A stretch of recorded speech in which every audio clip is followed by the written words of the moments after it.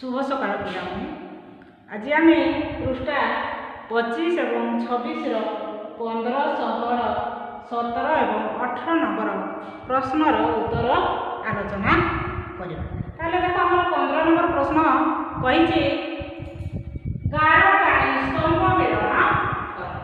माने क स्तंभ रे देछि हमर 92 रो पर संख्या 98 रो पूर्व संख्या 9 10 जोग 9 1 90 जोग 6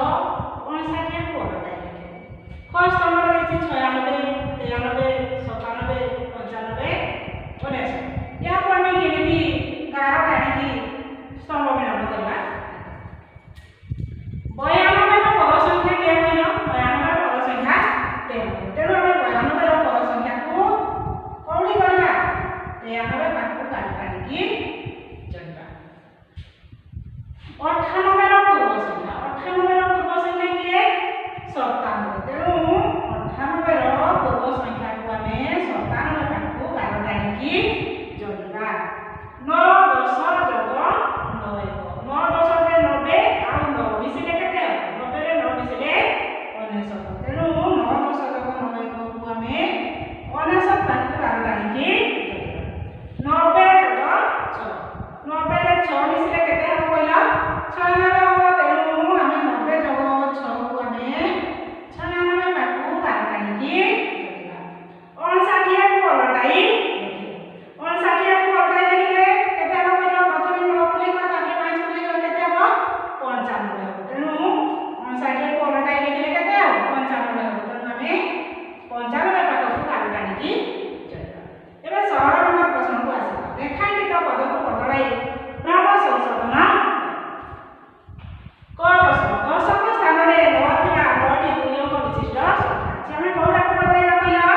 तो ता रेखा दिया है 9 बड़ी रेखा दिया है तेनु हमें 9 संख्या को बदलाइबा। दशक स्थान रे नथिबा संख्या के कहलो 90 91 92 93 94 95 96 97 98 99 केतना कहलो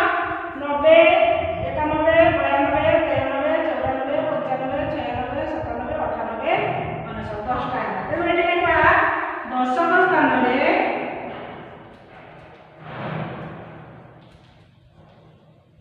नथिबा 10टी दुई अंक विशिष्ट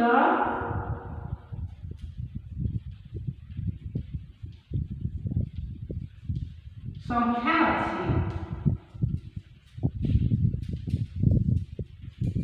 एबे हमें ख बुझवा 96 रे 6 रो मूल्य 9 एठी देखो पहिले ए 96 रे 9 रो मूल्य 90 एम लेखा प्रश्न आडी भूल अछि देखो संख्या दी 98 ताले हम पूरा बदलैबा 98 टाको बदलैबा ताले 9 को हम कोठी रखबा एक को करे रखबा 8 को 10 को करे रखबा ताले 9 1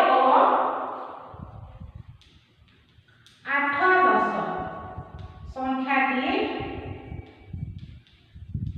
9 को हम एक को करे रखबा 8 को 10 को